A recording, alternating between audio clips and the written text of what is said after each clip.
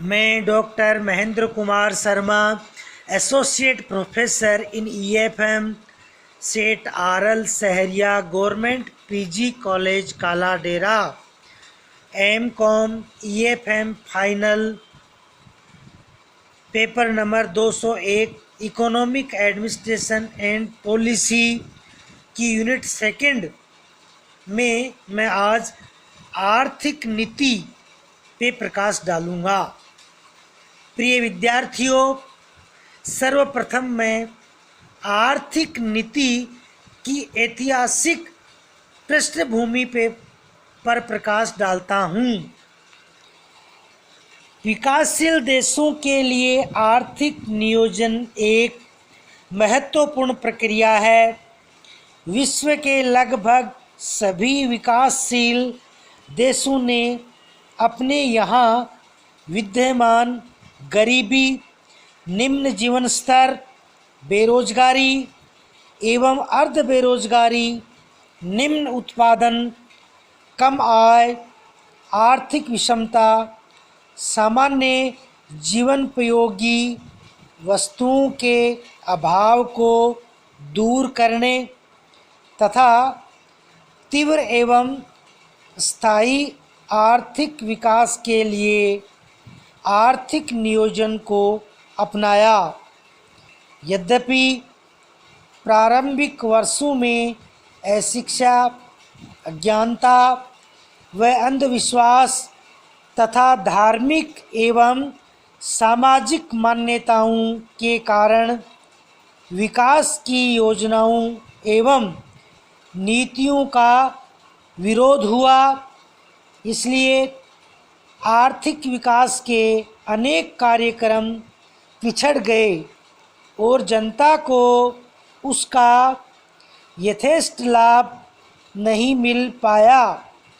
लेकिन आर्थिक विकास इन देशों का लक्ष्य रहा और इसे प्राप्त करने के लिए आर्थिक नियोजन ही उचित माध्यम लगता है। आज विकासशील देशों की सरकारों ने आर्थिक विकास के लिए आर्थिक कार्यक्रमों में प्रत्यक्ष सहयोग देना प्रारंभ कर दिया है, अर्थात अनेक कार्यक्रम स्वयं सरकार द्वारा ही चलाए जा रहे हैं। इन कार्यक्रमों के सफल क्रियान्वयन के लिए सरकार द्वारा आर्थिक नीतियाँ अर्थात मार्गदर्शक सूत्र बनाए गए हैं। सरकार को देश में उपलब्ध प्राकृतिक एवं मानवीय साधनों का पूर्ण उपयोग कर जनता के जीवन स्तर को उन्नत करना है। साथ ही ये भी देखना है कि जनता को आवश्यक वस्तुएं उचित मूल्य पर पर्याप्त मात्रा में उपलब्ध हों, उत्पादन बढ़े, आय बढ़े तथा आर्थिक विषमता घटे, रोजगार के अवसरों में वृद्धि हो, जनता को न्याय मिले व उसका शोषण न हो, आर्थिक सत्ता कुछ ही व्यक्तियों के हाथों में केंद्रित न हो जाए। इन लक्ष्यों के साथ साथ दीर्घकालीन विकास की दृष्टि से भी कार्यक्रम बनाने पड़ते हैं। देश के आर्थिक विकास के लिए आधारभूत ढांचा तैयार करने के साथ ही शिक्षा, चिकित्सा, सड़कें, बिजली, पानी आदि की व्यवस्था भी आवश्यक है। इन सब कार्यों को संपन्न करने के लिए सरकार को आर्थिक नीतियाँ निर्धारित करनी पड़ती हैं और उनका पालन करने के लिए आवश्यक नियंत्रणों की व्यवस्था करनी पड़ती है। अतः ये आर्थिक नीति की ऐतिहासिक पृष्ठभूमि है।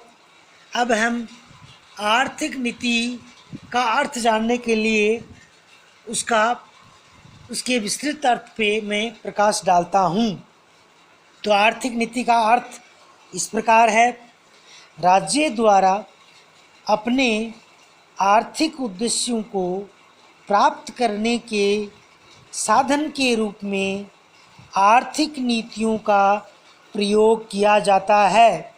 इस प्रकार राज्य द्वारा आर्थिक क्रियाओं के संचालन के लिए अपनाए जाने वाले सिद्धांतों तथा विचारों को आर्थिक नीतियाँ कहा जाता है तथा आर्थिक नीति वह सरकारी नीति होती है जिसके माध्यम से देश के आर्थिक क्रियाकलापों का नियमन किया जाता है।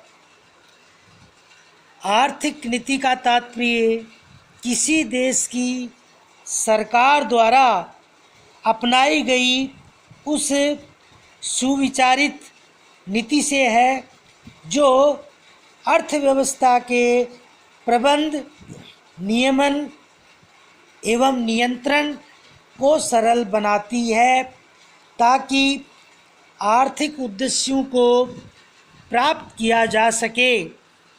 इस प्रकार आर्थिक नीति सरकार द्वारा सुविचारित एक ऐसी नीति है जिसमें आर्थिक उद्देश्यों को प्राप्त करने के लिए अर्थव्यवस्था में अनुकूल आर्थिक क्रियाओं को प्रोत्साहित करने तथा प्रतिकूल आर्थिक क्रियाओं को नियमित एवं नियंत्रित करने की व्यवस्था होती है।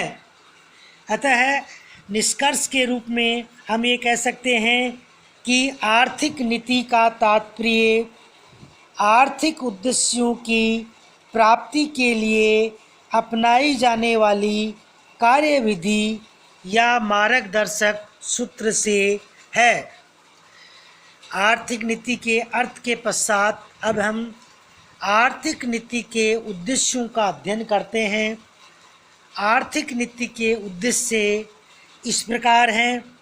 फर्स्ट है रोजगार की प्राप्ति, सेकंड तीव्र आर्थिक विकास, थर्ड आर्थिक स्थायित्व, फोर्थ अधिकतम सामाजिक कल्याण करना, फिफ्थ आर्थिक समानता एवं न्याय, सिक्स आर्थिक स्वतंत्रता, सेवंथ उत्पादन में वृद्धि, एट नियोजित विकास को प्रोत्साहन, नाइन्थ निर्यातों में वृद्धि, टेंथ सार्वजनिक एवं निजी क्षेत्र के मध्य समन्वय स्थापित करना। इसके नेक्स्ट हम आर्थिक नीति के संगठक का अध्ययन करते हैं। आर्थिक नीति के संगठकों में ये शामिल हैं: फर्स्ट कृषि नीति, सेकंड औद्योगिक नीति, थर्ड व्यापारिक नीति, फोर्थ राजकोषीय नीति, फिफ्थ मौद्रिक नीति, सिक्स्थ मूल्य नीति, सेवंथ मजदूरी नीति। इसके नेक्स्ट आर्थिक नीति के उपकरणों का हम अध्ययन करते हैं। तो आर्थिक नीति के उपकरण इस प्रकार हैं। सबसे पहला उपकरण है मौद्रिक उपकरण, और मौद्रिक उपकरण में ये सभी शामिल हैं: साख का नियंत्रण, विनिमय दर, ब्याज दर, बैंकिंग विकास, बचतों को प्रोत्साहन।